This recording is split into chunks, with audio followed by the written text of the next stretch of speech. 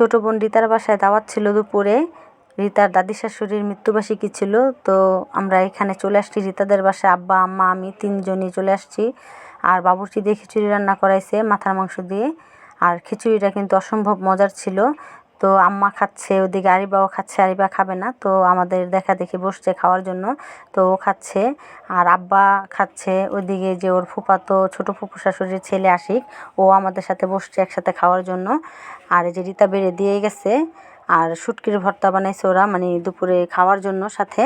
তো এই যে আমাদেরকে শুটকির ভর্তা সারতেছে। তো আব্বা আম্মা ওনারা আর কি শুটকির ভর্তা নিচ্ছে। আর ওদিকে উর্মি আসছে, ওর চাচাতো ননদ, মানে আমাদের আরও কোনো কিছু লাগবে কি না সেগুলো জিজ্ঞেস করার জন্য। আর এই যে এদিকে আমি এখন বসছি খাওয়ার জন্য। আমার জন্য আগেই বেড়ে রাখছে, আমি একটু লেট করে বসলাম খাওয়ার জন্য। আর যেহেতু শীতের দুপুর, খিচুড়িটা ভালোই লাগছিল, পাতলা খিচুড়ি, মানে পাতলা বোনা যেটা সেটা। তো খাবার শেষ করে বাইরে বের হয়ে দেখি বাচ্চারা বা বড় যেগুলো উর্মি ওরা সবাই পাতিলে যতটুকু ছিল কেচে খাচ্ছিল। অবশ্যই এটা এভাবে খাওয়ার মজাটাই আলাদা, এরকমভাবে খেতে ভালোই লাগে সবাই মিলে। তো এই যে সবাই মজা করে খাচ্ছে।